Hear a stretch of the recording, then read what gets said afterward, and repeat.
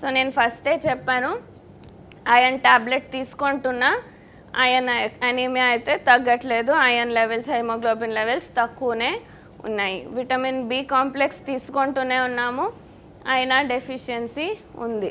Vitamin B12 ఏమంటారు, only sources non veg అని చాలామంది నమ్ముకొని వెజిటేరియన్స్ కూడా నాన్ వెజిటేరియన్స్గా మారుతున్నారు. కానీ అంతమంది నాన్ వెజిటేరియన్స్ ఉన్న వాళ్ళకి కూడా విటమిన్ బి12 డెఫిషియన్సీ. కాల్షియం చెప్పాల్సిన అవసరమే లేదు. Vitamin D deficiency, the most ironical thing, ఎక్కడో గ్రీన్లాండ్, ఫిన్లాండ్, అలాస్కా అలాంటి ప్రదేశాల్లో సూర్యుడు వచ్చేది only for 3 months in a year. మిగిలిన మంత్స్ అంతా వాళ్ళకి యాక్టివ్ సన్లైట్ ఉండదు. Most darkness for complete 6 months, ఇంకా 3 months మంచి సన్షైన్ ఉంటుంది. వాళ్ళు విటమిన్ డి డెఫిషియన్సీ అంటే ఓకే నమ్మచ్చు. కానీ ఇండియా లాంటి ట్రాపికల్ కంట్రీస్ ఎప్పుడూ మాకు ఎండ ఉన్నే ఉంటుంది. దుబాయ్ లాంటి డెజర్ట్ కంట్రీస్లో ఎక్కడ sun is too much, you cannot bear the heat of the sun, అలాంటి ప్రదేశాల్లో కూడా people are complaining of vitamin D deficiency. So ఇలాంటి lot of deficiencies which we are seeing, తింటున్న దాన్ని అబ్జార్బ్ చేసుకునే శక్తి లేకపోవడం వల్ల జరుగుతుంది. సో దీనికి ఏమి solution? First thing, for vitamin D simple solution, ఎండలో వెళ్ళాలి. అది కంప్లీట్గా మర్చిపోయాము. So early morning sun and evening sun, sunrise time and sunset టైంలో మన బాడీ 15 minutes ఎక్స్పోజ్ అయితే చాలు, మనకు అవసరం ఉండే విటమిన్ డి దేహంలోనే తయారవుతుంది. అది కాకుండా when the orange colour sun, sunrise sunset టైంలో ఆరెంజ్ కలర్ సన్ని చూసినప్పుడు మన మెదడులో some reactions take place and some chemicals are released inside the brain. మీ రోజంతా మొత్తం యాక్టివ్గా ఉండేలాగా చూసుకుంటుంది. దీస్ మూడ్ స్వింగ్స్ తగ్గుతూ వస్తాయి. అది ముందు ఇట్ వాజ్ కల్చరలీ ఆ ప్రాక్టీస్, రోజు సన్ రైజ్ టైంలో సూర్యుని చూసి ఒక నమస్కారం పెట్టేది కల్చరలీ ఉండింది. కానీ ఇప్పుడు సన్ రైజ్ ఏ టైంకి జరుగుతుంది అని అసలు తెలియదు. పొద్దున ఏదో అలారం కొట్టినప్పుడు లేస్తాము, అంతలో సన్ రైజ్ ఎప్పుడో అయిపోయింటుంది. ఇంకా ఏదో పనులు చేసుకొని కార్ ఎక్కి కూర్చుంటాము, ఆఫీస్కి వెళ్తాము, ఆఫీస్లో మొత్తం ఏసీలో కూర్చుంటాము, సాయంత్రం సన్సెట్ అయిన తర్వాత ఇంటికి వస్తాము. So obviously vitamin D deficiency జరుగుతుంది. ఇంకా ఇంట్లో ఉండే ఆడవాళ్ళు అసలు బయటికి వెళ్ళరు. So they are confined to their home, they are not getting expose to the sun. Especially ఈ ఫ్లాట్స్లో ఉండే వాళ్ళకైతే ఎండ కూడా ఇంటి లోపలికి రాదు. So vitamin D deficiency has become very big problem of late. Simple solution, go to the sun. ఇంకా చాలా డెఫిషియన్సీ ఉంది. సన్కి వెళ్ళి మేమే ప్రొడ్యూస్ చేసుకునేదానికి చాలా ఆ డ్యూరేషన్ టైంలో ఏం చేసేది, ఇమీడియట్ నీడ్కి ఏం చేయొచ్చు అంటే సన్ డ్రైడ్ మష్రూమ్స్. సో ఈ mushroom fungus, it is a fungus, అది ఎండలో పెట్టినప్పుడు it has the capacity to trap the sunlight and make vitamin D within itself. దాన్ని మళ్ళీ నానపెట్టుకొని మేము తిన్నప్పుడు మాకు విటమిన్ డి దొరుకుతుంది. So natural source of vitamin D కావాలి. ట్యాబ్లెట్స్ వాడినా సరిపోదు. సో విటమిన్ డి మీకు ఎక్కడి నుంచి వస్తుందంటే sun dried mushrooms. Very easily you can make it. Mushrooms మార్కెట్లో దొరుకుతాయి. దాన్ని ఎండ పెడితే దాంట్లో విటమిన్ డి వస్తుంది. దాన్ని మళ్ళీ నానబెట్టి కూరల్లో వేసుకొని వాడచ్చు. Okay, so that is one solution for vitamin D. ఇంకా మన దేహంలోనే విటమిన్ బి12 నేను చెప్పాను, అందరూ నమ్మారు only sources non vegetarian food అని. But that is not true. మీ దేహంలోనే అది ఉత్పాదన అవుతుంది ఎప్పుడు మీకు good bacterial flora in the intestine ఉన్నప్పుడు.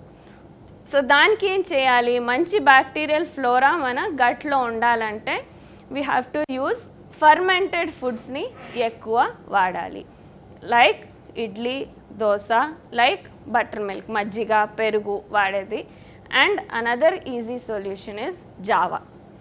సో జావా అనే కాన్సెప్ట్ ఇక్కడ అందరూ అర్థం చేసుకోవాల్సిండేది.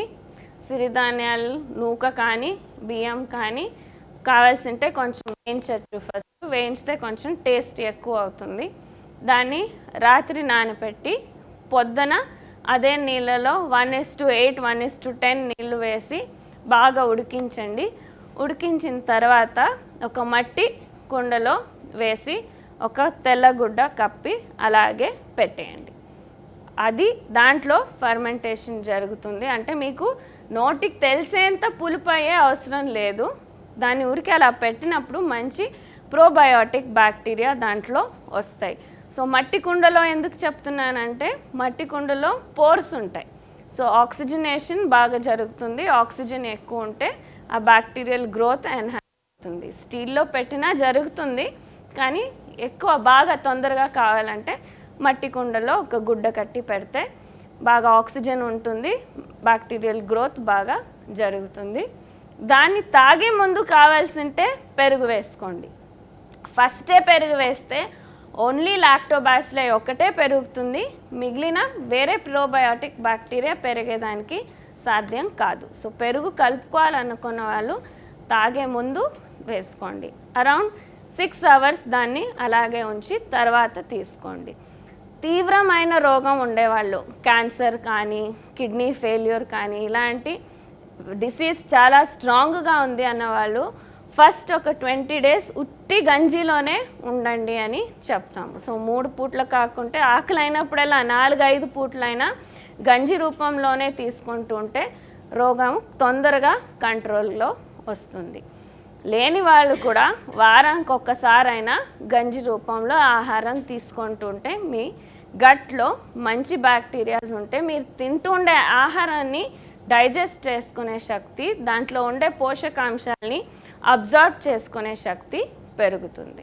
సో ఆల్ ద అదర్ డిఫిషియన్సీస్కి మీరు చేయాల్సిండేది జావ రూపంలో తీసుకునేది ఆహారం at least weekly once, along with using other fermented foods, idli, dosa, appam, uttapam ఏదైనా మీ ఇష్టం. ఫర్మెంట్ చేసిండే ఫుడ్స్, మజ్జిగ, బటర్ మిల్క్ రెగ్యులర్గా వాడుతుండేది.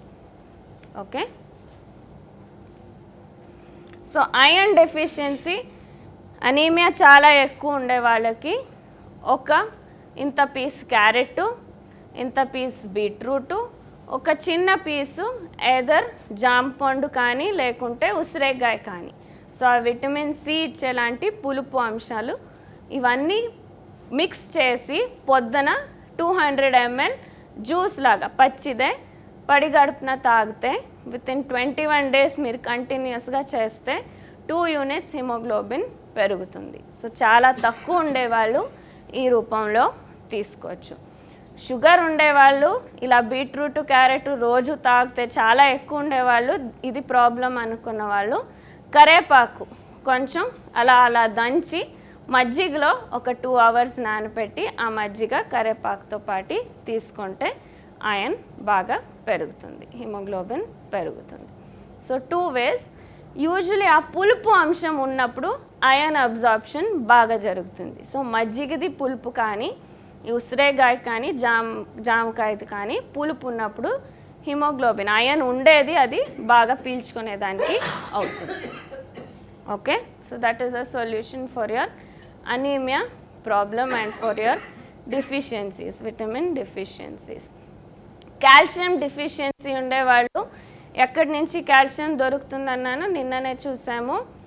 నువ్వుల్లో పాలు కంటే 8 times ఎక్కువ కాల్షియం ఉంది, కానీ మేము ఎవరు తినట్లేదు. సో నువ్వులు వారానికి ఒకసారి ఏదైనా రూపంలో అలాగే తిన్నా సరే, నువ్వులు పొడి చేసుకొని తిన్నా సరే, నువ్వులు లడ్డు చేసుకొని తిన్నా సరే, ఈ ఏదో ఒక రూపంలో వారానికి ఒకసారి వాడుతుంటే చాలు మీకు కాల్షియం అవసరం ఉన్నంత దొరుకుతూ ఉంటుంది. ఒక పెద్ద స్పూన్ అంత వారానికి చాలు. వేరే మిగిలినవి దాంట్లో వస్తుంటాయి. ఇప్పుడు ఈవెన్ సిరిధాన్యాల్లో కూడా కొంచెం కొంచెం కాల్షియం ఉంటుంది, బట్ ఆ బూస్ట్ కోసం. సో చాలామంది హీల్ పెయిన్ వస్తూ ఉంటుంది. పొద్దున్న లేచిన వెంటనే ఫస్ట్ 2-3 అడుగులు వేసేది చాలా కష్టంగా ఉంటుంది. క్యాల్కేనియల్ స్పర్ అని పెరుగుతూ ఉంటుంది. This usually happens in women menopausal టైంలో ఇది చాలా కనిపిస్తుంది. మెనోపాజల్ ఏజ్లో కాల్షియం రిక్వైర్మెంట్ కూడా పెరుగుతుంది. సో ఆ టైంలో సింపుల్ సొల్యూషన్ ప్లాంటార్ ఫేషియాటిస్ కొంచెం డిఫరెంట్ కండిషన్, బట్ సిమ్టమ్స్ సేమే ఉంటాయి. Solution also is very simple. First vitamin D and calcium are linked. ఇది సరిగ్గా లేకుంటే అది సరిగ్గా ఉండదు. సో రెండు చేయాల్సి వస్తుంది. Exposure to the early morning or evening sun and using నువ్వులు once in a week at least. Okay, అవును తగ్గుతుంది. సో మైగ్రేన్కి కూడా చాలామందికి నువ్వులు వాడినప్పుడు తగ్గిపోతుంది. ఎలా అంటే ఒక స్పూన్, ఒక చెంచా రోజు పొద్దున వేయించి టపటపా సౌండ్ వచ్చేంత వరకు వేయించి తిని దాన్ని బాగా నమిలి తినాలి. తర్వాత ఒక పెద్ద గ్లాస్ నీళ్ళు తాగితే పడి కడుపున ఒక 21 days కంటిన్యూస్గా చేస్తే 99% మైగ్రేన్ అవాయిడ్ అవుతూ వస్తుంది. 6 monthsకి ఒకసారి ఇది రిపీట్ చేసుకుంటూ ఉంటే కంట్రోల్లో ఉంటుంది మైగ్రేన్ హెడేక్ ఉండేవాళ్ళు.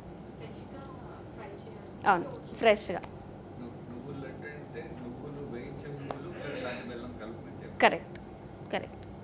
కొంతమంది దానికి కొంచెం కొబ్బరి కూడా వేసుకుంటారు. టేస్ట్కి వేరే చేసుకోవచ్చు, నెయ్యి వేసుకొని చేసుకోవచ్చు.